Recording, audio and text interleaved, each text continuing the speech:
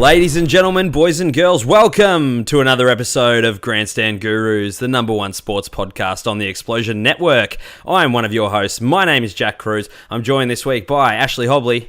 What's up, Jack? And for the first time, Nicholas Pryor.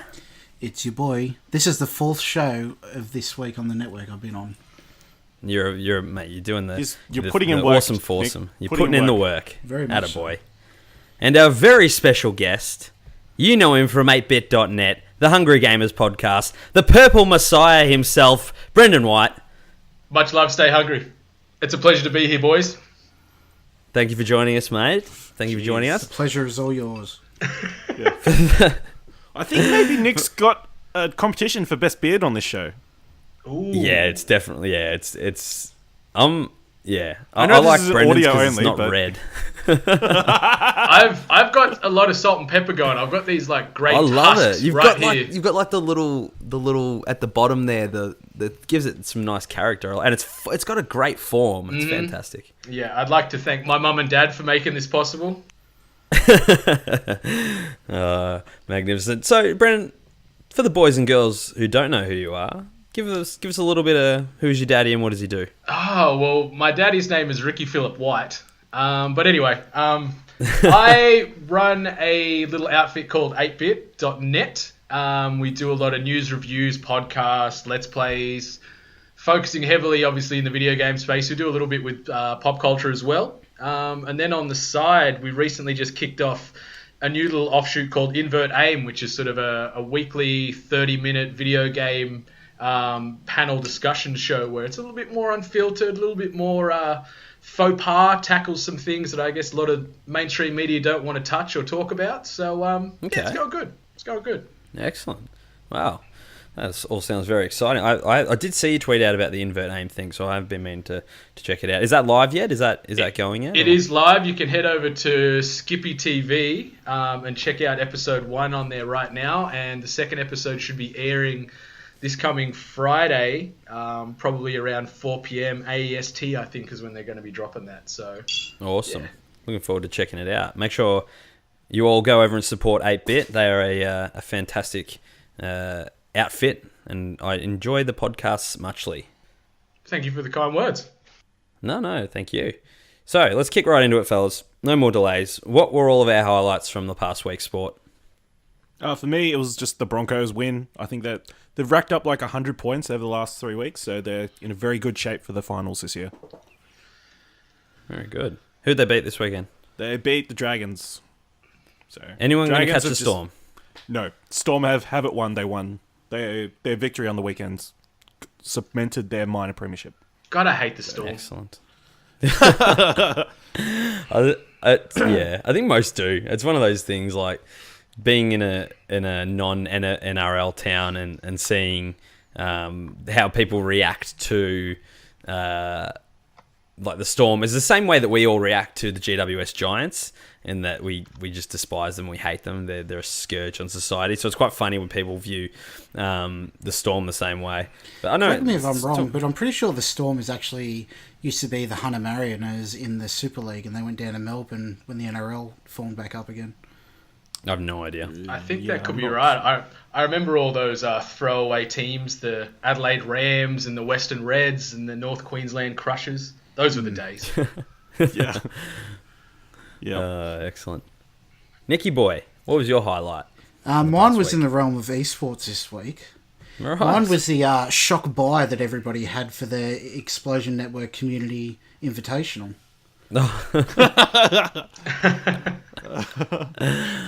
was a bit of a barren landscape, wasn't it? I don't think I even popped by, did I? No. Where was I? I think I was sick. Yeah, sorry about that. That's okay. I'll forgive you. It's that time of the year, I think. It's coming to the end of spring. Everyone's getting tired. Everyone's getting sick. Everyone's at the end of their tether. So I think we can forgive our loyal listeners, viewers for missing a night. Everyone has to pull a sickie every now and then, Nick. Unacceptable. So it's more of a low light than a highlight. True. It's unprecedented. Unprecedented. Lift your game, Explosion community. Come on. Thursday nights, 6:30 p.m. They weren't putting in the work that night, that's for sure. Brendan, what about yourself?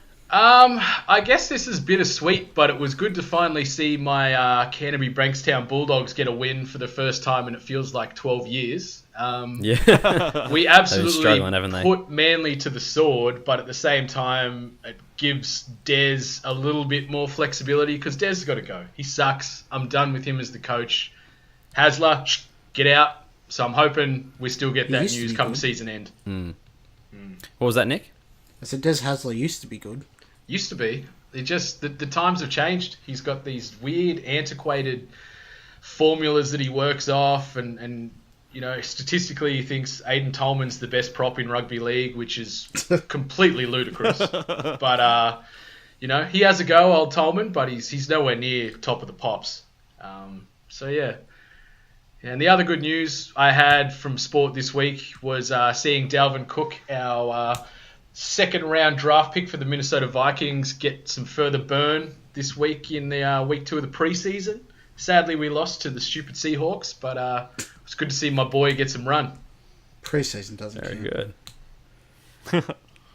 It does. Preseason's an interesting thing. It sort of sets it. I mean, it gives you a bit of an indication of. I mean, results don't matter, but I think it gives you a good indication of where people are at, sort of, mentally, physically, form wise. So even if you lose games, you can see like the effort and that kind of thing. And same things in AFL. Like oftentimes the team that wins the preseason cup finishes bottom of the ladder or thereabouts.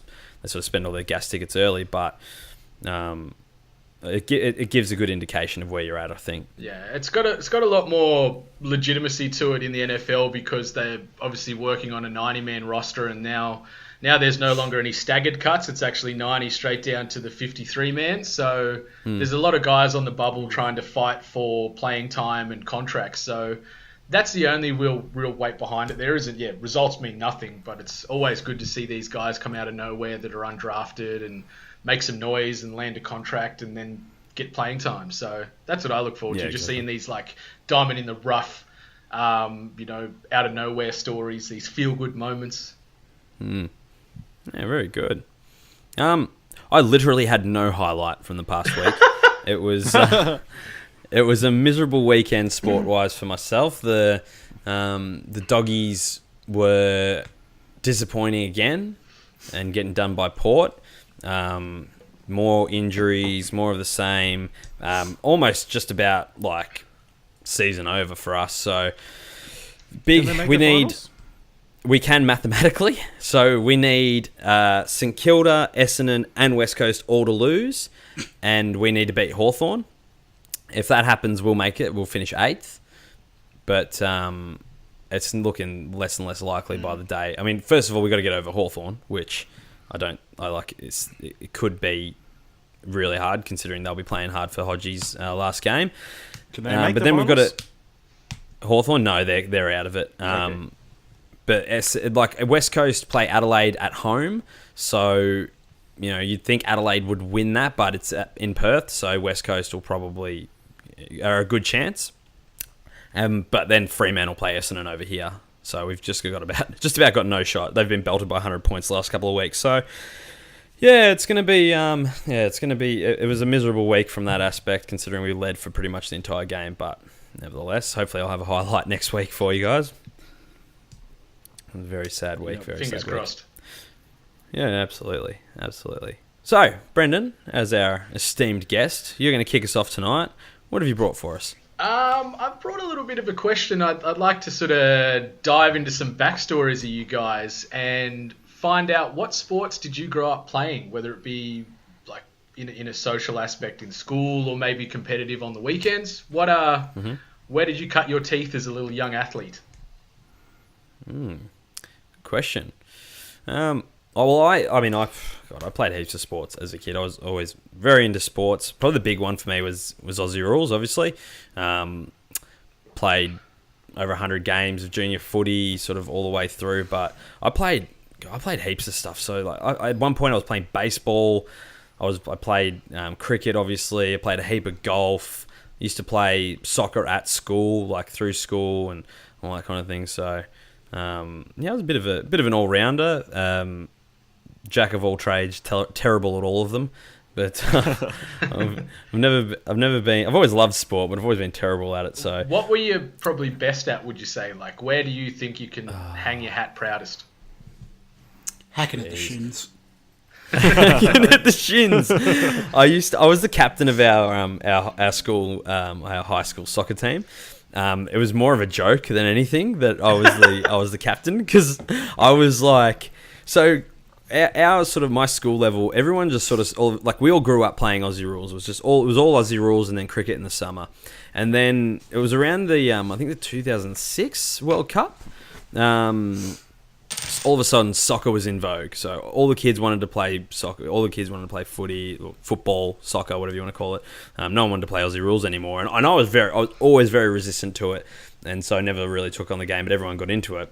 But everyone played it at lunchtime, that kind of thing at school, and I used to play as well. But I used to just take the piss. I used to run around like tripping people and slide tackles and that kind of thing. So it sort of became like the running joke. And then as I was sort of more of a mascot than a captain, but I got to wear the armband, which was good fun. But I probably golf would probably be the one, like of all the sports I've grown up playing, it's probably the one I can carry myself, I guess, best. I'm still not very good. I'm just a hack, but I can get around, get around in under 100. No one else. Yeah, that's it. I can hit a good drive. I've got a pretty good short game. Putting's okay. It's just all the stuff in between, which I've got that that hackers game where you fluff a couple of shots and all of a sudden your 4 turns into a 7 or an 8, that kind of thing. But yeah, not. I just enjoy getting out and about. No, never really sort of been great at anything, which is disappointing.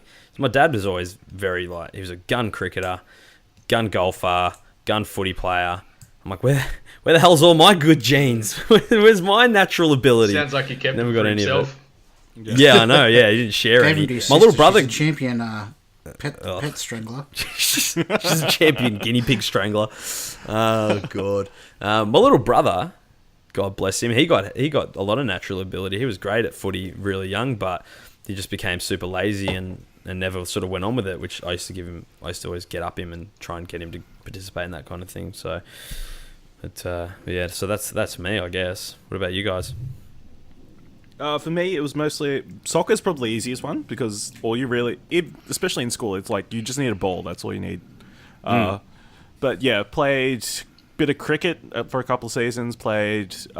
We trained to play rugby union for our school because it was like starting like a new thing, but then we ran out of like big bodies, so we couldn't really compete against anybody. So we played like 2 games, and that was it in the school's history. And then I guess me and my brothers did 10-pin bowling for a couple of years. We won the competition. Cool. The Could first you year. spin it? Could you sort of do the wrist flick and it sort of spins and cuts in? I sort of, yeah, a little bit. I had Did you have the glove? Did you have like the wrist brace glove? No. Oh, I have like that a would have weird suited action. you, I reckon. I have a weird action where I turn it the other way. Like You go like back of the hand? yeah, Like back that? of the hand. Yeah, Like a rock. Yeah, it's I weird. did Do the the same thing. flipper. yeah. Yeah. It's not good because I normally like I'll hit my foot like occasionally, which is always Jesus. not fun with those bowling balls. I never got into 10-pin bowling because I always found like I could never I've got like really like chunky sausage fingers, so Yeah. I could never get like my fingers in the ball, so I used to like I would get like the biggest ball that I could fit my fingers into, but it was too bloody heavy. That I big remember once I 16 was pounder. playing. Yeah, that big sucker. And I remember one day I was playing, and like it was because it was so big, I went to like come through my follow through and smashed it into the side of my knee. Went down like a sack of potatoes. Tell you what, Awesome. it was not a pleasant sight. It was not a pleasant sight. Yeah. Anything that's else, about- Ash? No, I played like a little basketball, like socially, like because there was basketball courts at school, but that's about it. And maybe Throw I up played, games. yeah, that sort of thing, and a little bit of tennis here and there, and yeah, not very good at any of them. Yeah, That's You our know how- MO here at Grandstand Gurus. that's our gimmick.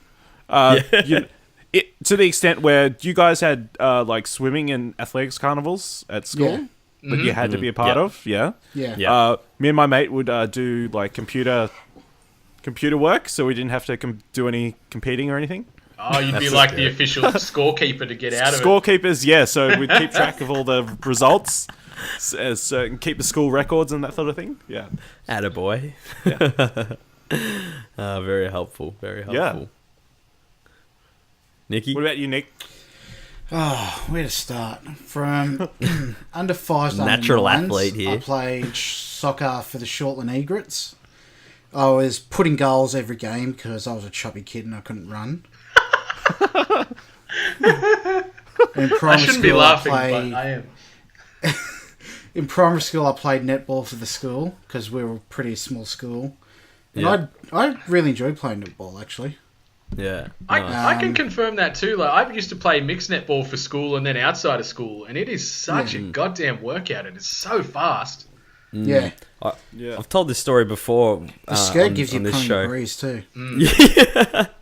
I've told this story before, but me and my boys, one of our good mates used to play netball. I think he still does, but like play competitively. And we used to go down to. The first time we went down was to, I guess, mock him a little bit and heckle and that kind of thing. And it turned into like our Monday night tradition, as we would go down and like be his cheerleader and that kind of thing, and cheer him on and his team, and like all the way through the season, it became this whole big thing. But it's all good fun. Yeah, then after soccer, I played rugby league for 1 year in the under 10s for Shortland, Maryland. Walsall, Maryland Tigers. During the trial games, we won every game and we're like too good to be in the grades. So they moved us up, and then we lost every single game of the season. Yeah, and then after that, I didn't play any more sport. Like I played golf the year after that. Like I got a set of golf clubs and did golf lessons and whatnot. And I am a hack at that. I suck. I don't even keep score when I play now. Oh, really? Yeah. Do you play often? No, I'm very rarely nowadays. Because all the people I used to play with are off in Sydney and whatnot now. Yeah.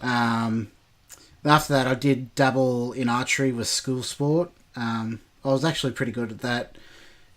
I did a inter-school championship kind of like tournament thing, and I got bronze medal in that. Then after that, I didn't play sport again until I played gridiron in 2012 for the Newcastle Cobras. We lost pretty much every game in that. I think we drew one. And then after that, I started a new job, and just my work schedule I couldn't fit it into it, so I haven't played any sport since. What position did How you big play in the American football? Centre and guard. Oh, lineman. Yeah. Very good. Going What, up against the Western Sydney Pirates, and their linemen are giant bloody islanders, and they flatten you. How big was the league? Like, how many teams were in it? 8, I think, but there was one Newcastle team, one Central Coast team, and all the rest were Sydney and one Wollongong teams. So, So pretty it was spread travel out to in the Sydney metro every ones. weekend. Yeah. Yeah. Yeah. No, How long did you do that for? I played for 1 year. Yeah. Then after that, with the new job, and I honestly miss playing it to this day. I loved it so much. But yeah, that's life. Couldn't go back? No, not with my current work schedule, because I work every second weekend, and it wouldn't be fair to the team not being able to put 100% of the effort in. Quit your job and go pro. Yep. Yeah, I'll just go Jesse Williams. Very good. What about yourself, Brennan, what Brendan? about you? I grew up in a small country town, so I did a little bit of everything. Like, I guess it's technically not sports, but I grew up like doing a lot of fishing and shooting when I was really young, and then Cool. started playing basketball because my mum wouldn't let me play rugby league because she thought I'd get hurt. So I played basketball for a few years. We won like the local comp in Cooma like every year, which was pretty fun. We beat a team once 120-2, and we only gave them that 2 because we need to let them get something on the board. So I did that, and then I started playing rugby league and rugby union on Saturdays and league on the Sundays from when I was about 13 through to about 19, 20. Funnily enough, I did get hurt a few times, got like broken arm, broken fingers, knocked out teeth, compressed spine, stress fracture in my back, whole host of injuries. Not really like through lack of trying. Like I'm not really a classy type of athlete, but I can tackle and throw my body at things pretty well. So I used to play like locks, or I just tackle all day and then just have hit-ups all day and usually end up getting concussed here or there. But was the captain of the team most of the time. I think they appreciated my heart or my stupidity, one of the two. Yeah. And then used to play Led with your head. blindside. Yeah, played blindside flanker in Union.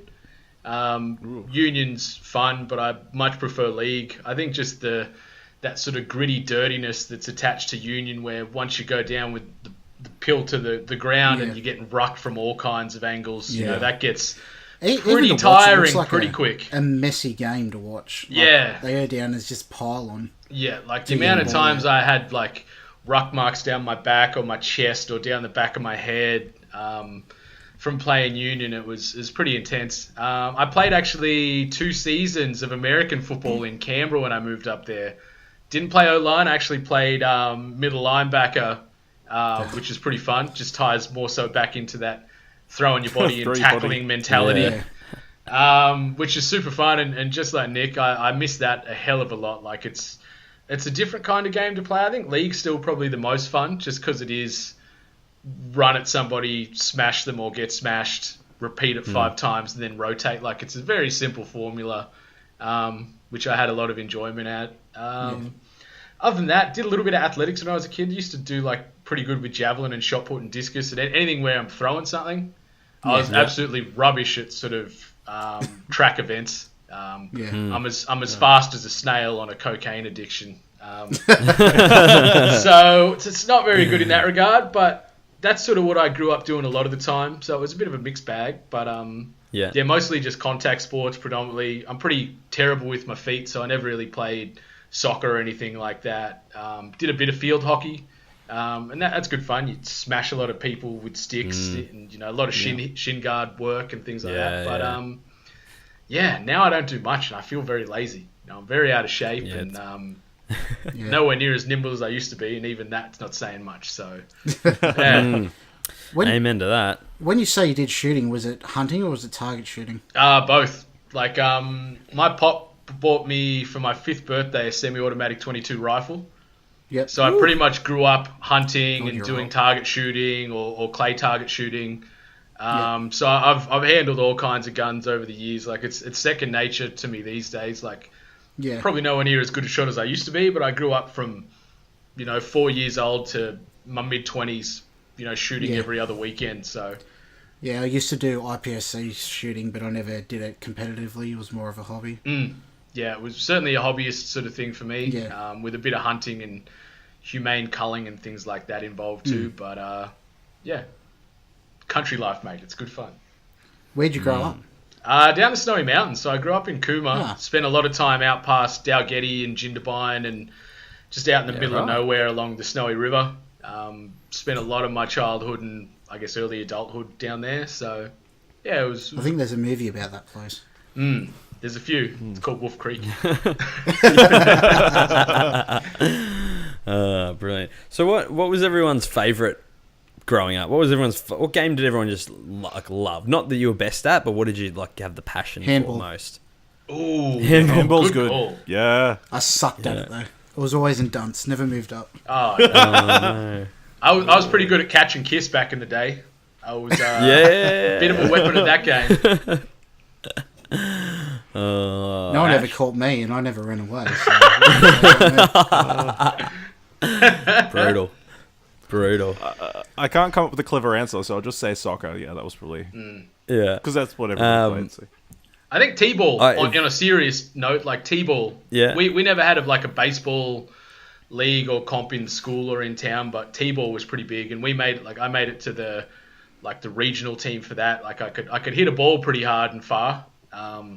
Funnily enough, I got my nose broken in T-ball, and it's still crooked to this day because of it. So, How the hell did you get your nose broken in T-ball? I was fielding, and I sort of underestimated the velocity of this ball. Oh, no. And the way it was coming, the trajectory, I just assumed it was going to hit me on the full, or overestimated, I should say, hit me on the full in the hands, and it landed about a metre shy of me and kicked straight up. And just went straight through my hands, wasn't expecting it, and popped me right in the nose. And my yellow school shirt was like crimson red in about 5 seconds flat. Oh, no. Yeah, I remember walking back no. to school crying with my mate Ben Baker, sort of just walking beside me going, "You all right?" And I'm just crying my head off as I walk back to school. Blood pissed everywhere. Oh dear. Oh, that's horrible. Like Auntie Ethel used to say, if it was a meat pie, it would have splat all over your face. It's funny you bring up handball, Nick. We used to play in year 12. We played what we called wall ball, which was there was like a play with. no, there was it was like 50. There was like 15 of us, right? So and you'd all line up. And there was like the king, and then it went all the way to the end. And basically, it was like handball, but up against the wall, and then the next person in line had to like hit it. So it was the goal was to get the next person in line out, and for you to get to stay in basically, and get up to be the king. And so like it'd be the person in front of you would hit the ball up against the wall, and then you would try and do like a slap like down the other end or something so the other person would have to run and get it, or you try and do like a short one. It was actually really fun. It's sort of like tennis crossed with handball. It was with like 15 people. It's actually really fun. We had something similar like that, but whoever missed the ball had to stand in front of the ball, and you'd got to peg the ball at him. Jesus Christ. Yeah, we used to call that dead duck. Yeah, dead duck. Yeah, British kill Bulldog. the That was another Yeah. fun one. Jeez, British Bulldog. But no, Aussie rules for me for sure was the my most fun. Like just the passion for it, like being out there singing the song after a win and that kind of thing. What song did you sing? We were the Up Blues. there, We were. Kazali. No, not quite. We were. I played for Rosebud my entire career, and we were the old dark navy blues. So I have an affinity for that song. And you know me, Ash. I hate all other teams, but if there was one team that I don't absolutely despise, it would be the Blues because of that, and also Sal's a Blues supporter, so makes a bit of a difference, I guess. A little bit. Very good. Yeah, just a little bit. Just a little bit. Ashley, what do you got? I wanted to talk about this Neil Henry situation. On Monday, the Gold Coast Titans decided to part ways. Not amicably. It was pretty. It had been going on for about a week or so. The stories have been floating around that there was a big clash of interest between Jared Hayne and Neil Henry, and that was pretty much the cause of the Just their, for our their problems. non NRL listeners and hosts, Okay. who and what Okay. is Neil Henry? Neil Henry was the head coach of the Gold Coast Titans. Gold Coast Titans play rugby league. Not Super League. No. Rugby Not league Super Union. in the NRL. No. Technically, I know, Jack. English Super League is correct though, so they do technically sort of play Super League, kinda. Buddy will be rolling over in his grave right now. Yeah. And Okay, Jared cool. Hayne Continue. is the purported star player, but he's been playing pretty miserably all season. So Don't bring up Jared Hayne's name in my presence. no. Yeah. I thought he was playing cricket these days. I saw him Maybe. down at the local darts hall earlier, trying to make it for Australia. So It was his lifelong him and the dream. Wizard are going to play duos. Pot in hand, just Yeah, so I wanted to get you guys' thoughts, even though you don't know very much, about maybe clubs picking players over the coach, because it seemed like some of the Titans players who are out of contract have been holding off talks because they were waiting to see what the situation was going to play out with Neil Henry. Like Ash Taylor and Kane Elgery. Yeah, they're so two young what are your halves. thoughts? Yeah. I think Neil Henry's been very much hard done by here. The prima donna that is Jared Hayne playing Hayne has been nothing but a disaster, I think, since coming back to rugby league. Like, obviously, Yep. his sporting ambitions change as often as my underwear. He's in the NFL. He's in Union for the World Sevens. Back to rugby league. Like he's become this egomaniac, and it's clear that he's become a meme, hasn't he? He He's is. almost a meme of himself. And it sucks because, like, before the NFL stuff and chasing that dream and this dream, like, he was a the likable best guy. player. And he was literally one of the best players in the world. Like, he would break games open for the Eels or the Blues or Australia on the regular. And now he's come back and he's just high off his own farts. The Titans, he's been playing very, very average for the Titans. And Neil Henry's not the best coach. Like, I was looking earlier, his career winning percentage is 44%.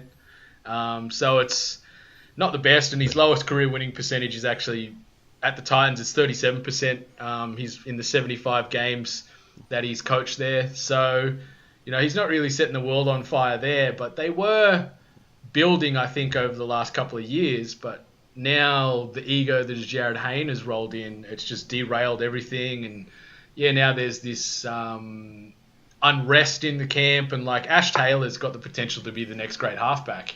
And if they lose him because of Neil Henry or Hayne or whatever, then it's going to cause a lot of problems at Gold Coast. Yeah, like LG's okay. He's not on the same spectrum of Ash Taylor, but Ash Taylor could be anything.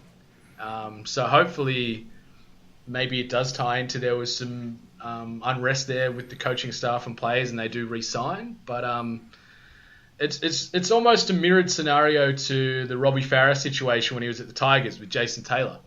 It was very much a him or me type of situation. Funnily enough, Farah went before Taylor, but then Taylor got the punt second week into the season or whatever it was anyway. It was, So it's very, very parallel paths that both those clubs are following. Yeah, it's pretty crazy when you look at it like that. What do you guys think, Jack? It's funny, it very. I mean, it happens a bit in AFL as well. Like, it's happened to Brendan Sanderson a few years back with the Crows. He rubbed a few players the wrong way, and then out he goes, sort of thing. They just gave him the shaft, and they only had just missed finals, I think. So it was, and they were on a rebuild. So that was sort of one where they got the flick, and sometimes it goes the other way. And you look at sort of the Nathan Buckley situation. He basically clashed when he took over from Malthouse all those years back. He clashed with just about every player on that list at the time and moved them all on, got rid of them all. And it sort of was almost the catalyst for their sort of downfall over the last 7 years. But he held that power. So I think it depends on the club. There's the same thing happened at Brisbane not being, I guess, as strong a galvanised club as Collingwood. Michael Voss a few years back, even Justin Leppich, similar things, couldn't get the players, lost the players, coach gone. A few years ago, it happened to the Doggies. The players, our coach had a falling out with the majority of the players in the leadership group, and the captain actually, at the time, Ryan Griffin, went to the club and said, I can't work with this guy. He goes where I go. The club said, no, he stays. You guys need to sort it out. Griffin ended up asking for a trade. As our captain got traded out, and they ended up sacking the coach the next day. So it's sort of, it's those kinds of things that there's never a good result from it, right? There's always, when this kind of thing happens, it generally means your club's in bad shape to start with. If your players and your senior coach aren't getting along, you're generally in for a bad time, and it normally takes a little bit of a long time to sort of come back from that, unless you're in the Bulldogs shoes and you win a flag 2 years later. But it generally leaves your club in pretty bad shape. Yeah. What about you, Nick? What are your thoughts? Well, I stopped following rugby league the day Paul Harrigan retired. So, jeez. Oh yeah, this particular situation, I don't really have an opinion, but I think players need to not be so public with their unhappiness and whatnot. They need to keep it to themselves or work it out with their office, their contracts or whatever. I mean, the coaches have a hard enough time as it is because they get blamed for everything. I mean, if the team doesn't perform, the coach can't go out there and play the game for them. It falls back on the players too. I don't know. Yeah. No, it's funny that you I say agree. that. It's funny that you say that because today Jared Hayne came out and said that Neil Henry was leaking stories out to the press to try and make him look bad. Yeah. Like a press conference. Shut up, Hayne. He's so far up himself, he's just about disappeared, hasn't he? Yeah, unfortunately, he's like a guaranteed player. He's on a $1.2 million contract for next season, so there's not much the Gold Coast Titans can really do. Apparently, he got shopped around end of last year, and nobody wanted to take him up. So, I just want to hear one thing about Jared Hayne that really annoys me is that when he left to go to the NFL, Parramatta said he has a lifetime contract with him. If it doesn't work out, come back to us. We'll give you a job. He comes back, doesn't go back to Parramatta that supported him through this whole thing, his whole lifelong dream, and he shops around to get the best contract. Yeah, it was Shows some be bloody fair, loyalty. I don't think it played out like that. I think Parramatta never really put. Parramatta were under salary cap issues at the time, so it would have been difficult for them to make a reasonable offer for him. But yeah, rumor has it that they offered him about $700K or $750K. That's all they could literally squeeze out. But the Gold Coast came in at in the millions, and obviously he followed the money. So yeah, I understand both sides. I think it is a bit of a dog act, especially because the amount of money he would have made via sponsorships playing for Parramatta. He was, the son of Parramatta and seen as the saviour of the blue and gold since breaking through way back when. And then he just goes, you know what, I'm going to take some more cash and go to the Gold Coast and derail this club now. After all, the reunion didn't work out for him. Yeah, well, you can't feel too bad for Parramatta. They're in a much better position than the Titans are with Jared Hayne, so... I was so surprised. Since the Bulldogs have been so atrocious this year, I haven't really followed the league as close as I usually do. And then I watched the Eels game last week, and I saw that if they win and Sharks lost or something, they cemented their place in fourth on the ladder. And I'm like, what? Yeah. When did this happen? What is going on? I'll tell you one thing. I wouldn't want to be a sports person or official on the Gold Coast at the moment. What is it about that town, that city, that just cannot sustain decent sporting clubs? I mean, remember the A-League team? What were they? The Gold Coast United. Yeah, failed miserably. The Gold Coast Suns are failing miserably. Gold Coast Titans. So dramas there. Because 98% of the people on the Gold Coast don't have any real connection to the Gold Coast because they're all tourists and imports. Yeah, I think it just ties into that local sport and tourist trap or party zone mentality. The Gold Coast is the equivalent of a Las Vegas or Miami, where you don't get too many permanent residents. People are just dropping in on the weekend to get loose, and then they're shooting back to Brisbane or maybe going further south towards Byron Bay or something. There's a lot of hospitality. There's no real sort of, sporting identity industry, in the isn't it? town. There's a big party identity, obviously, but no real sporting culture instilled in the place. It's just been unfortunate that all their teams have been unsuccessful, which really makes a difference. Yeah, if you're When are they successful, gonna you'll stop stick putting around. bloody Yeah. teams there. Yeah. No, Yeah, it's going to be interesting to see how this plays out. Mm. And who gets the unlucky job of trying to rebuild that club. Yeah, well, both clubs. Who gets the Gold Coast Suns job? Yeah. Is it going to be Dean Solomon? I mean, who's going to want to... Who would want to go up there? Ricky Stone. Rick Stone. Yeah. Nathan Brown gets a transfer. He'll sort him out. Yeah. Oh, very good. Very good. Nicky P, That's me. you've graced us with your presence this week. I What have did. you brought to the table? With the NFL season kicking off, I just wanted to get everybody's history, their what they think of the NFL, who they support, how they got into it, if you got into it, kind of thing. I want to start with you, Ashley. Pretty much You my care? only connection is Madden, Yeah. which I think most sports-minded video gamers, it's their only input to NFL is Madden. Other than that, Friday Night Lights, that's a very good show, very Hell good movie. yeah, it is. Remember the Titans? That was pretty great. Yeah. Little Giants, that was...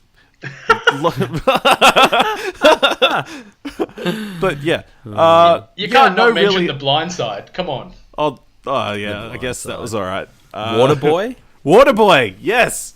The whole 9 yards. The whole 9 yards, yep. No, that's not the one. No, What was wait, the no, one? no, that's the longest yard. The longest whole yard. 9 yards is Bruce Willis and Matthew Perry, right? Matthew Perry. My Yeah. God. Good movie. That's not a bad movie. Yeah, so I don't really have any affiliation to the NFL. I do like watching. Have you guys heard of 30 for 30? Yeah. Yes. On ESPN. Yes, they make really good sports documentaries, and I like some of those NFL ones are pretty interesting. So, but yeah, no real team affiliation. If I had to pick, maybe the Packers or something like that. Yuck. Yeah, Why Packers? Dirty Aaron cheesehead. Rodgers is pretty great, and yeah, Because they Debatable. yeah, fair enough. yeah. What about you, Jackie?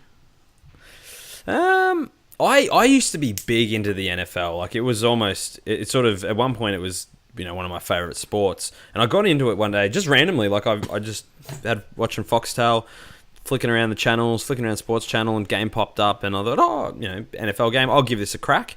And it was the Colts versus I can't even remember who. And I just remember being like, I'll barrack. The Colts were down at the time. I'm like, I'll barrack for the Colts because they're down. They're the underdogs. I'll give them a shot.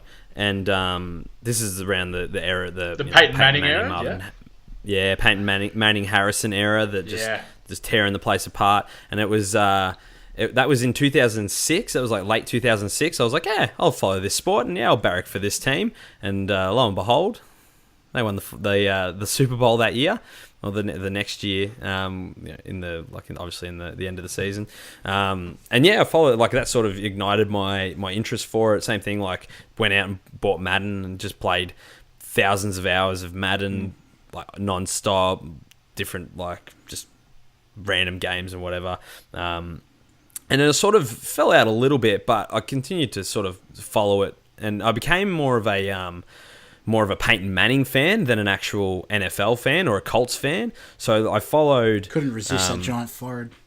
It's a 5-head. He's got a 5-head.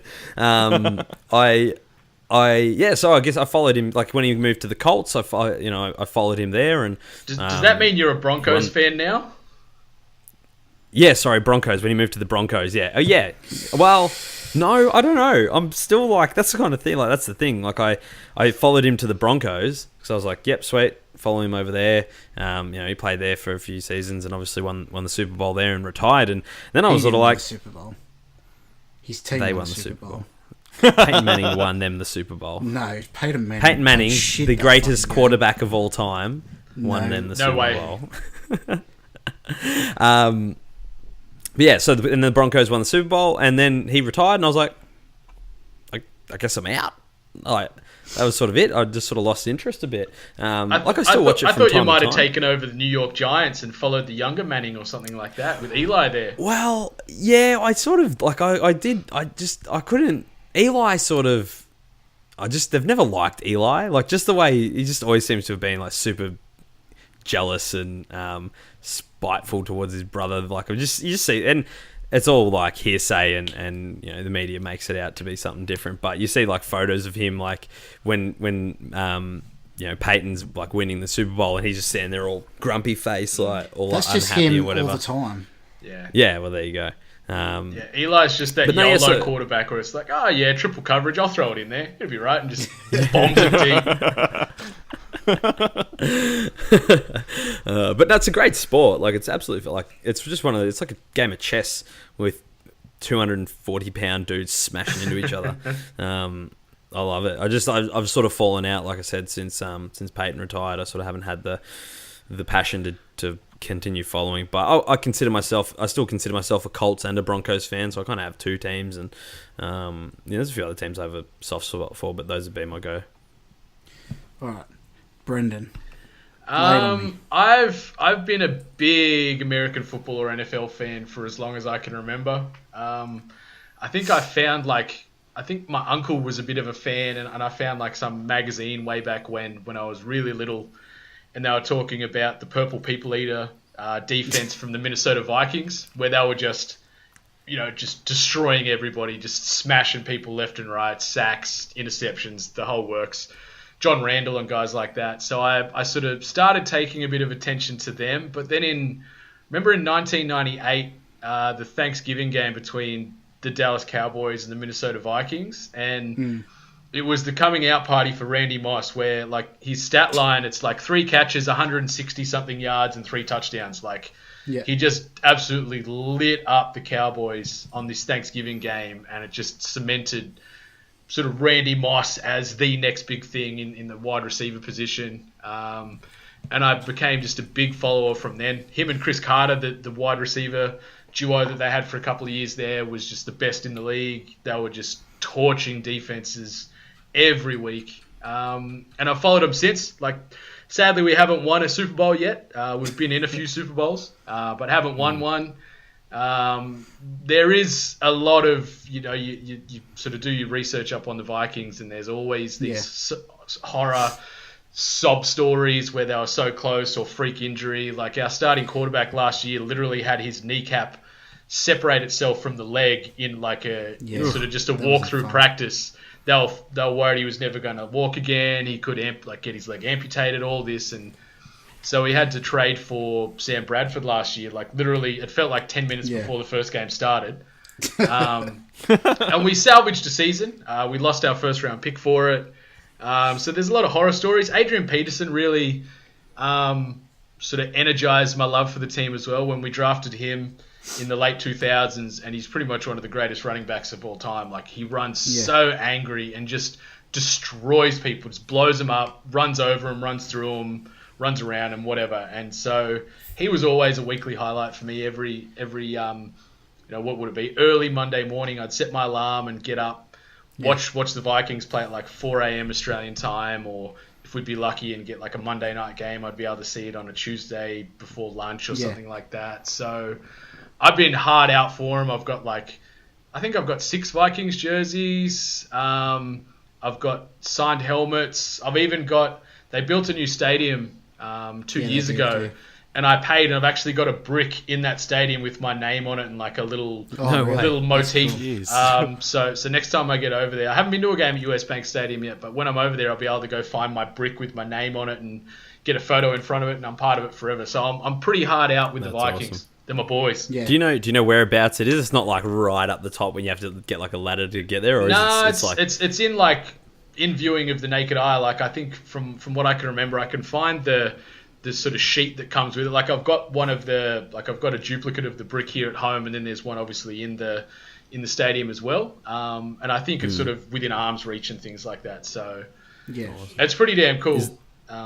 Big fan. Is this where your love of purple comes from? I think it does, I think it really does. And it's funny because I don't like wearing a lot of purple. I don't mind a bit of purple on sort of a darker accent. But I like my Vikings jerseys, because obviously the home colours predominantly it's purple, white, and gold. I don't wear the jerseys a lot because it's like, it's purple, But I'm a big fan, and like we run a fantasy football league. We've been doing it for like 5 years now, which is like it's a hardcore league. Like we've got myself and 9 other guys. We get together, have live drafts. We have Super Bowl parties. That's awesome. There's a championship wrestling fantasy belt that we have that's got our names engraved on it for the winners.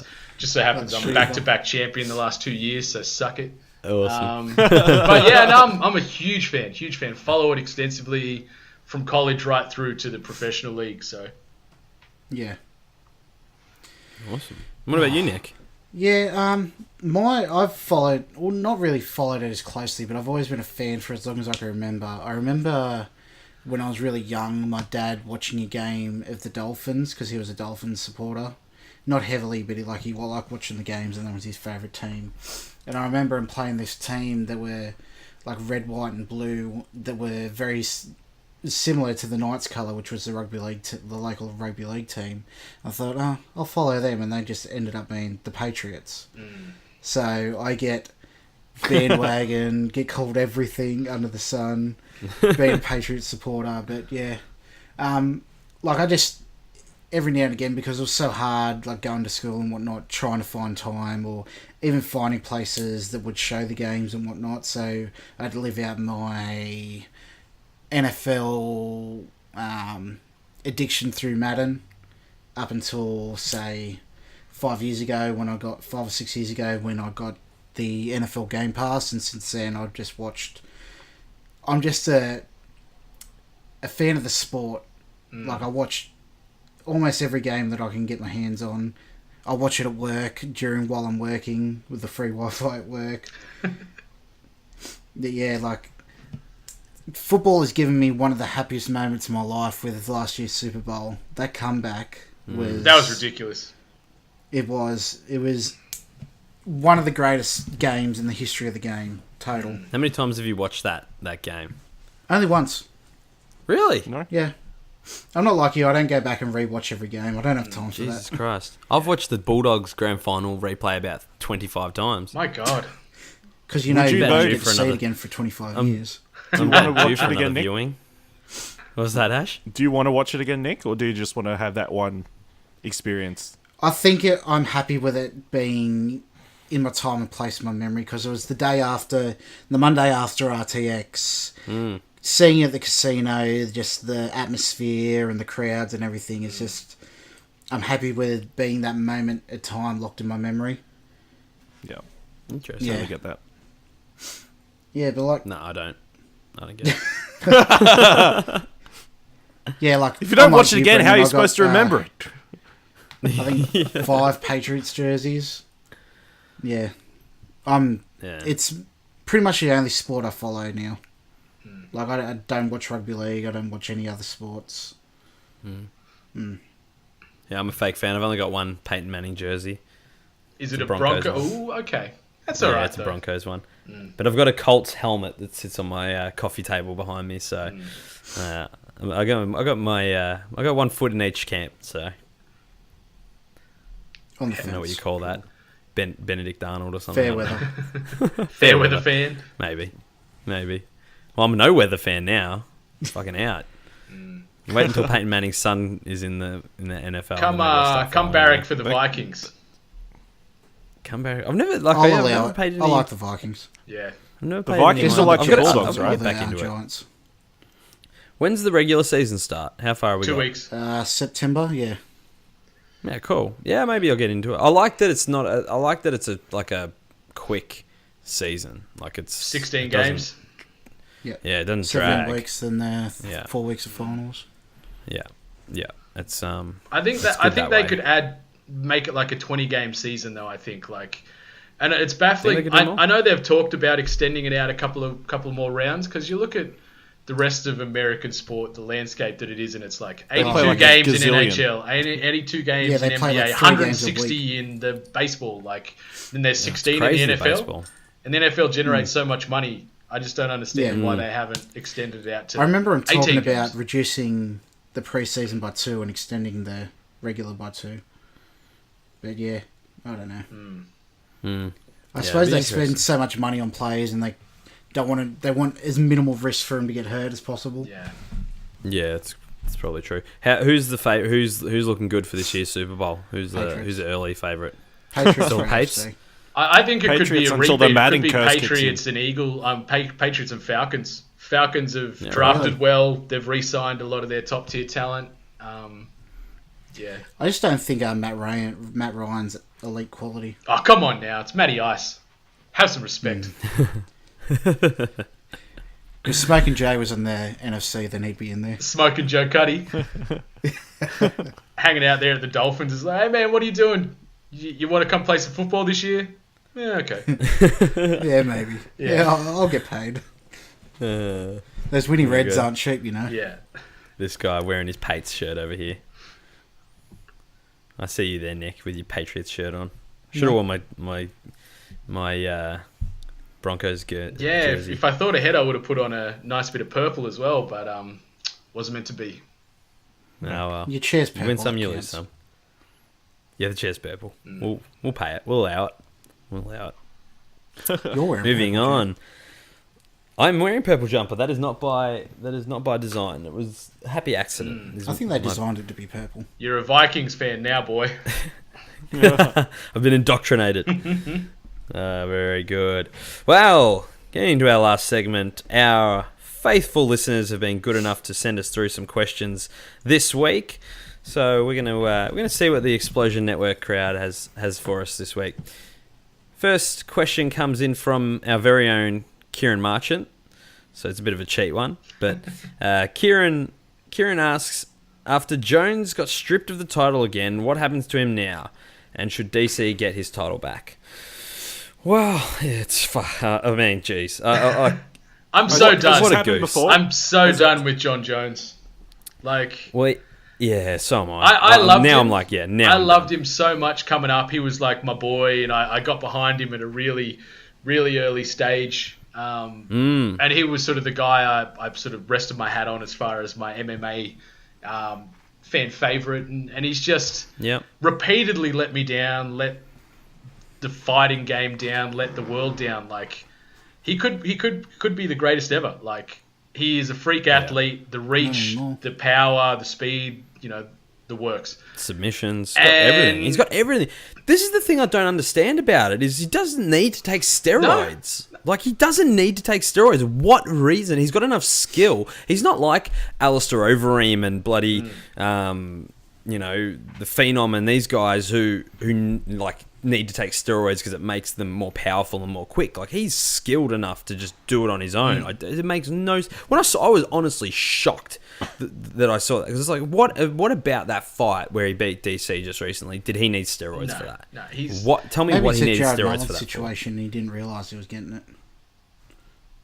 Yeah. That's a what situation? Jared Mullen, like, he got banned for... How many years was it, Ash? 2 years, I have isn't no it? idea. 2? 2 or 3, yeah. Because he got injections from his friend and he didn't know what they were. That's it.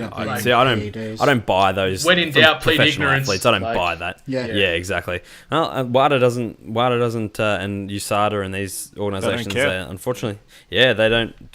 Ignorance is not an excuse. Unfortunately, look at what happened to Essendon.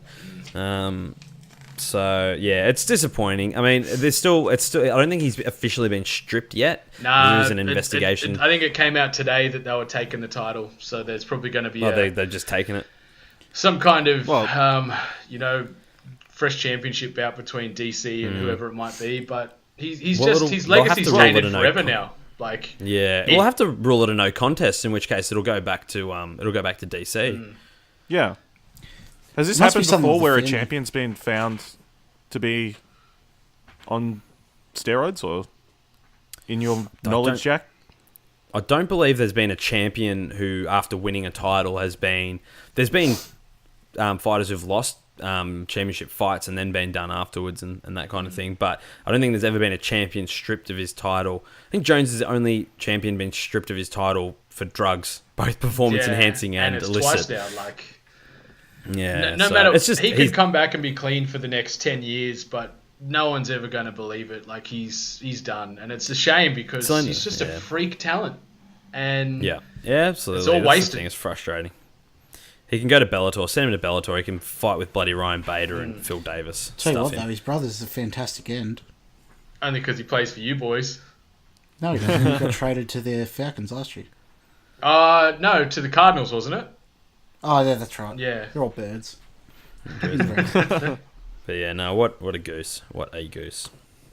AJ, or Kilobyte, as he's well known to us by, asks us, well, we've sort of already covered this, but he asks, what are everyone's thoughts on the debacle surrounding both the Gold Coast Suns and the Gold Coast Titans in recent weeks? I think we've sort of covered this off pretty well, but it's you don't want to be a sports person. Don't be an official in athlete Gold Coast at the on moment. the Gold Coast.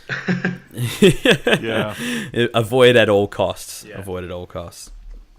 Michael C asks, how far will Richmond go in the finals this year? Depends on which Richmond turns up. Yeah, exactly, yeah. If the Richmond of yesteryear show up, not very far. They'll probably go out in straight sets if they end up making the top 4, which is looking more and more likely as the days go on. But they're playing well. They're in form. The only thing that could go against them is that bye week. That is the big wild card. That's the thing that sort of is going to throw everything definitely. up in the air again.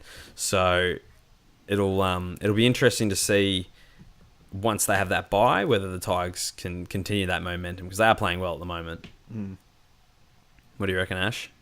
Yeah, the bye will definitely play. It will be very interesting again this year. It played a huge factor in why the Bulldogs came up good last year. Definitely. So yeah, we'll see how it goes. Yeah, But They're going yeah, all if the way. Richmond if Richmond play to the best of their ability, they very well could go all the way. Yeah, no, they can beat anyone on their day, so they're a pretty good team this year. It'll be very interesting. Dusty Martin in full flight. Will carry them. Dusty Martin, they've got it at all ends. They've got Dusty and Cochin in the middle. They've got Jack up forward, and they've got Rance down back, and they've got some pretty handy sort of flankers. But the only area they're really undermanned, maybe a little bit weak in, is the ruck, which is probably one of doesn't matter too much if you've got a midfielder like Dusty Martin busting through packs. It shouldn't make too much of a difference, and has proved to not this year. So, Jared Howard asks, shout out to you, Jared. Thank you for holding my spot in the line once again at Kind of Funny Live 3. Much appreciated. Always remember that. Jared Howard asks, with the big fight on Sunday, who do you guys think will win and why? We've obviously got the Mayweather McGregor, the big fight, the super fight, the one we've all been waiting for. Mayweather's going to win.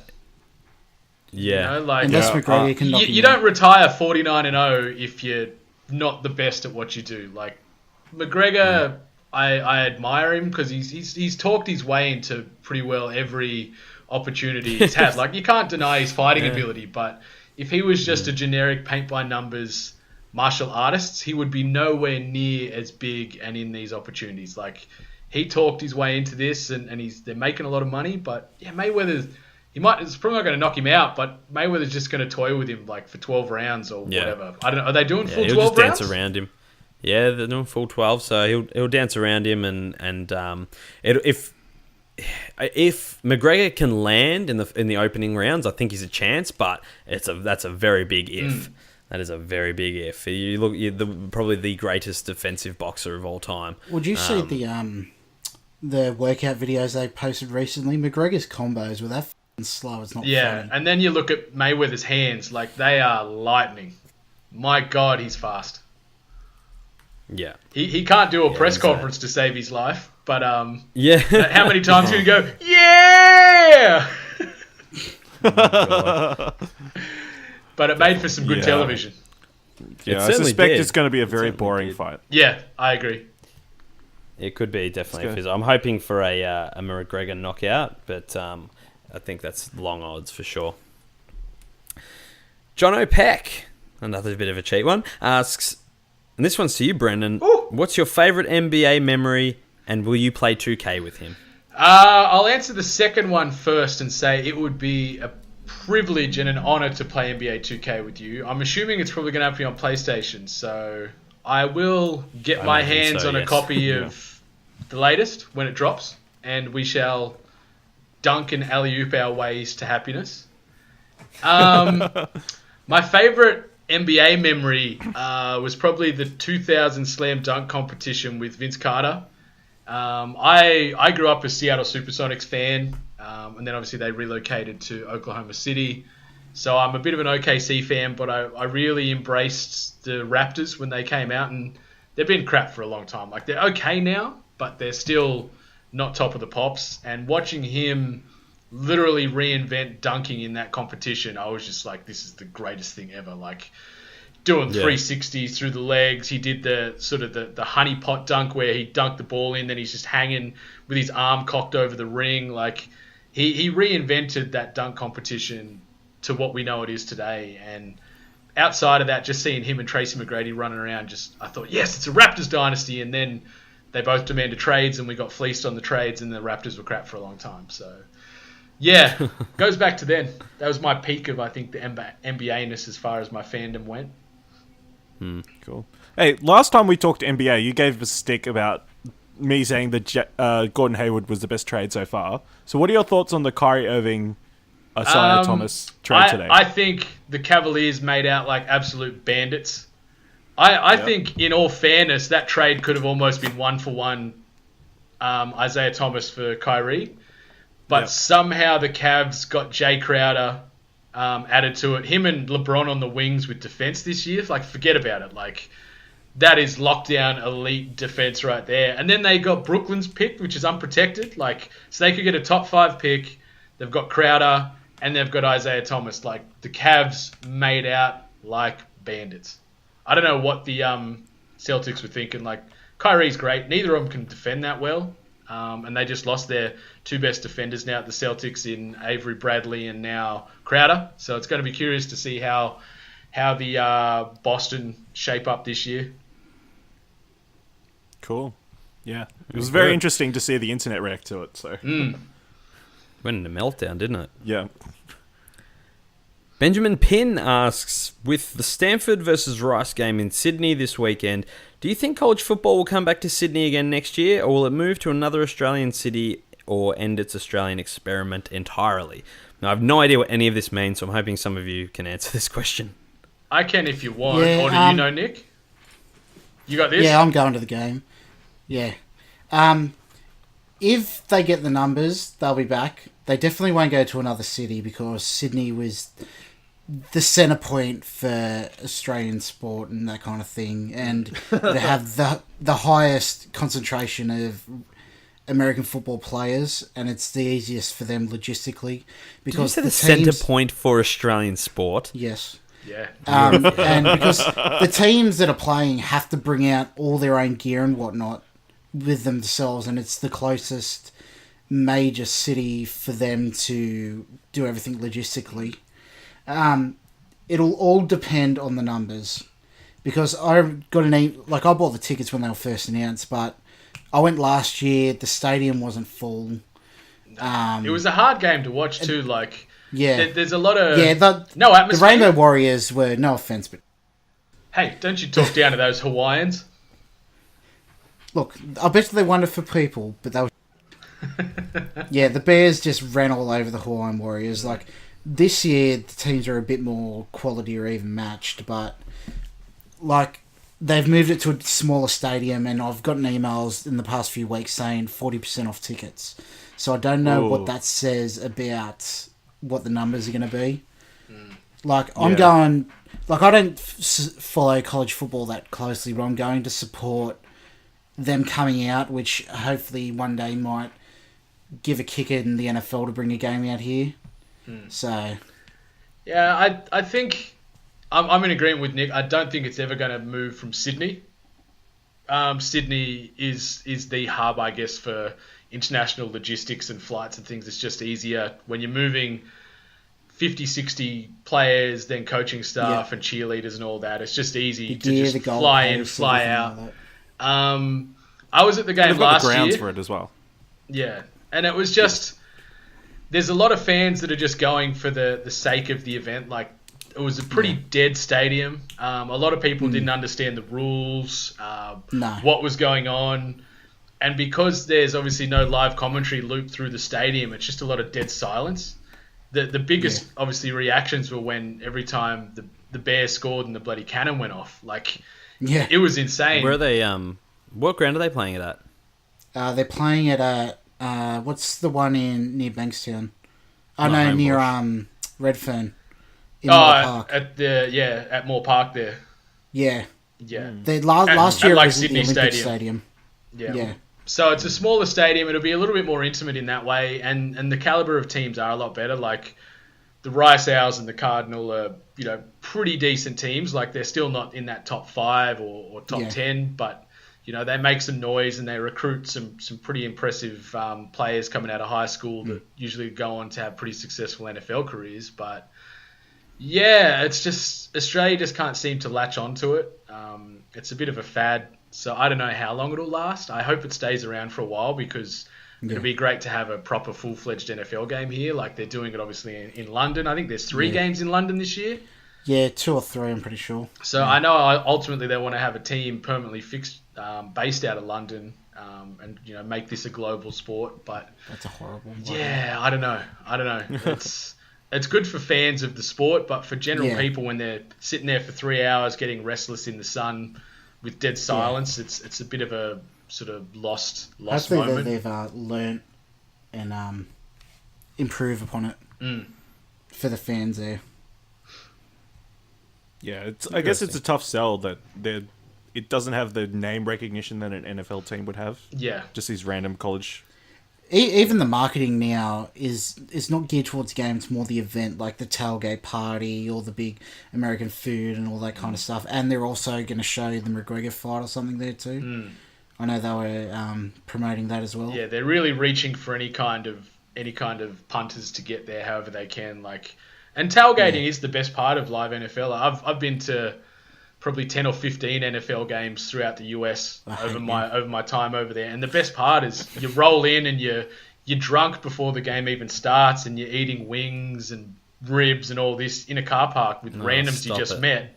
Then you watch a game for 3 hours, then you party on afterwards.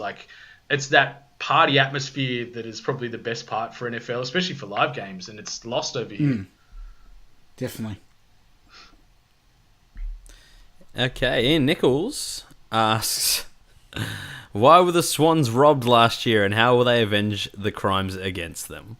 The Swans weren't robbed, Ian. They were beaten by a better football team, and on the day, and that's all that matters, really. So, how are they going to avenge their crimes against them? They're going to play in the finals this year. That's what's going to happen. Yeah, I guess they're going to play finals. So shots fired. It's not looking like the Doggies are going to play finals, mate. So you've got that one up on us. But you never know. If we can pull off a miracle this week, then if I was we'll probably be playing you guys in the first round of the finals. So stay tuned for that, I guess. Beware the wounded bulldog. Everett Morales asks, are the Clippers ever going to win the big one? Not for the next few years. Not anytime soon. I don't see anybody getting past the Warriors or the Cavs. They're coming back. And Chris Paul just left. Their best players left. You're not winning squat with Blake Griffin and DeAndre Jordan as your two centerpieces. No way in hell are you getting anywhere. And it's funny because one of my good mates is a devout Clippers fan, so I just love giving it to him every year. Weren't the Clippers the one who signed that really weird European player? He's a really good passer, I think I read somewhere, but he does crazy assists and stuff, so could be right. Be interesting to see. He's no Chris Paul though. Chris Paul's a stud. Yeah, he is. Yeah. It'll be interesting to see. Yeah, we'll see how long it takes for Blake Griffin to punch out one of his other equipment coaches again. And to finish us off, Greg Alexander asks, if you could participate in one Olympic event, what would you choose and why? Esports next Olympics. Good call. That's an interesting one. I mean, I guess you have to assume that you're going to have to be good at it, or at least at some sort of level of competitiveness to be competing in the Olympics. So I guess, I don't know. Eric the Eel. Remember him? Good on him. Eric the what a Eel? Little legend. He was he was a swimmer from some little African nation that qualified as the fastest in the region because either everyone got eaten by crocodiles in the qualifiers or something. But it took him 10 minutes to finish the race, but it got to the point where everyone's just yeah, you could do it. It was this good Olympic spirit moment. Jack, you probably could have beat him in a race at the Olympics. Oh, really? He was that slow, but it was a great moment. Yeah, you don't have to be look at Stephen Bradbury. Yeah, that's a good point. I always think of Stephen Bradbury when the Olympic questions come up. I don't know. Maybe golf, I guess, would probably be mine. If I could wear the green and gold. It is an Olympic sport now. Yep, absolutely. If I could wear the green and gold and swing the clubs for Australia on the Olympics, that'd be pretty cool, I reckon. If we're talking based off what little ability I have, I guess it'd be shooting. So me and Michael Diamond could play doubles and then get DUIs together and stuff like that. So I think I'd be into skeet shooting or something like that. Darts. Yeah. Oh yeah, me and the Wizard. Darts is an Olympic sport. Not yet. Give it time. Not yet. It will be. They started getting rid of all the garbage sports now. We don't have any more of the twiddling of the bloody ribbons and that crap. We've got some decent. No, I think that's still there, isn't it? Rhythmic gymnastics. I think that's still in. No, they got rid of it, didn't they? With synchronized swimming, they got it out. Get it. I don't know. We'll have to review it for next week. Yeah, we'll check that out. We'll fact check that. Thank you so much, all of our listeners, for sending in your questions. It's very much appreciated. If you've got any questions for the Gurus, you can send them through to gurus@explosionnetwork.com or tweet them at us at Explosion Pod on Twitter. They are very much appreciated. Now, for a new segment introduced this week, it is the Flog of the Week. Is this a person or are we promoting something? No, this is a flog. This is a person. Okay. So, Flog of the Week this week. We have 3 nominations. The Flog of the Week will be the person in the sporting realm each week who has made a flog of themselves. A fool, a tool, a knob, a spud, etc., etc., etc. So, Flog of the Week. Our nominees are from the GWS Giants, Phil Davis, for picking the wrong sport when he should have been an Olympic diver. We have Jared Hayne from the Gold Coast Titans for the aforementioned reasons regarding his the dearly departed coach. And we have Johnny Bones Jones for reasons mentioned already. Can I So those are our add 3 an nominations. honourable mention to this? You absolutely can. I'd like to throw some disgust towards Vincent K. McMahon for his booking of SummerSlam, which just occurred this past Monday. It was absolutely atrocious, and you need to retire, you old fool. Yes, I've heard a bit of scuttlebutt out of SummerSlam. There's some stuff happening that people weren't too happy with. Very good. So there we go. We've got 4 nominations. Can I get a drum roll, please? Come on, drum roll. And the winner, undisputed, this week's Flog of the Week, the inaugural Flog of the Week, is Johnny Bones Jones. Congratulations. Round of applause, John Jones. Don't worry, Flog he'll of be the stripped of week. that by next week. Yeah, exactly. Well, thankfully we don't drug chest at the Explosion Network, Thank so God. he'll hang on to that title. Yeah. Dylan's very grateful. Yes. At the end of the year, we're going to have a Flog of the Year, so stay tuned for that, ladies and gentlemen, boys and girls. So, guys, what are we all looking forward to this weekend? Ash, what's on the radar for you, mate? Probably seeing the Lions play for the last time this season in what's being touted as the wooden Rayner Cup. the battle for the wooden spoon. So, yeah. That number 1 draft pick. Can you guys stuff it up again this year and lose the number 1? It sounds like the Lions really do want to win this match to get for team confidence and that sort of thing. So, I think there's so little between these sort of players that it doesn't really make that much of a difference whether they go 1 or 2. But yeah, these days it's the recruiting's that top notch in the AFL that it really doesn't matter. I mean, it does. I mean, it depends on the year. It could, you could get, who I don't know. It's hard to think of a year, but an out and out. It is hard to think of a year. That's why. Yeah, but it could be the difference between a Dustin Martin or a Angus Brayshaw. Do you know what I mean? You guys are just making up names right now. I swear. You can get a really good solid player, or you can get an out and out champion. So that pick, it still is a big call, but it can go either way. Oh, well, here you go. Actually, it could be the difference between Jack Watts and Nick Naitanui, even though that was the other way around. So I know that guy. I know that name. That's a real person. But West Coast have said they would have picked Jack Watts if they had a pick one. So they have said that. That's why you need to win to make sure you can you have an excuse later on. Oh, very good. Nicky boy, what are you looking forward to? The start of the regular season. That's it. You're just waiting patiently. Yeah. Actually, I got to catch up on Hard Knocks, so that too. It's a crap season this year. Fair enough. Brendan, what about yourself? I'm looking forward to week 3 of the NFL preseason. Week 3 is typically the dress rehearsal before the season starts. So you'll see a lot of extensive playtime for a lot of the starters on the teams. So I'm looking forward to seeing how my Minnesota Fighting Vikings fare up against those scumbags known as the San Francisco 49ers. Watch Dalvin Cook run wild over those punks, and see Sam Bradford throw some touchdowns, hopefully, to Stephon Diggs. Very good.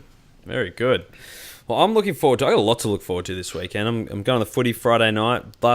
Hopefully not the last game of the season, but last game of the regular season. Bulldogs versus Hawthorn. I'll be heading along with our very own Kieran Marchant. So we may or may not still be... I imagine. Yeah, it will be, absolutely. So it'll be Bob Murphy. Well, it'll definitely be Luke Hodges' last game, and it's going to be Bob Murphy's last game, and depending on whether Matt Boyd gets a game, it'll be his last game as well. So, it'll be an interesting night. It will be emotional for sure. My favourite player of all time, obviously, could be his very last game, depending on results for the rest of the weekend. Or, do you think he'll cry? It could be if it is his last game. I hope not. I don't know. I've seen so many champions retire, but he's been my favourite, so I'll definitely I'll probably be teary. But I don't know if I'll cry. We'll see. I got to act tough in front of Kieran. I can't let him see me cry. And then we've got the fight, on Sunday as well. So it's a massive weekend sport. The freak show, the fight, the fight to stop the world. I don't even know what they're billing it as. McGregor versus Mayweather. So it'll be interesting to see, at least for no other factor, to be able to say that I saw it and I was alive for that. And hopefully it is a memorable one, but I fear that it might not be. Nevertheless. Well, ladies and gentlemen, boys and girls, thank you so much for joining us for another episode of Grandstand Gurus. This is a product of the Explosion Network. You can find all of our content over at www.explosionnetwork.com. And you can follow us all on Twitter. Ashley is at Ashley Hobley, ASHLEY, HOBLEY. Nick is at Lord N. Pryor. Brendan is at Brendan8bit. And I am at Kruse_mate. You can follow the Explosion Network. We are at Explosion Pod. Once again, ladies and gentlemen, boys and girls, thank you so much for joining us. Until next time, remember, like, subscribe, share us with your friends and with your mother. Plat, plat! Keep on grandstanding. This August on the Explosion Network. If you want more of this good stuff, check us out every week on podcast services and YouTube. Pleasure Explosion, the original Explosion pod, goes up every Monday. Our PlayStation podcast, Platinum Explosion, hits on Tuesdays. And we get into some sports discussion with Grandstand Gurus each and every Thursday. Make sure to keep up with explosionnetwork.com for all the latest content, including weekly stream schedules, reviews and reacts, plus our Game of Thrones reaction show, South of King's Landing. Plat plat.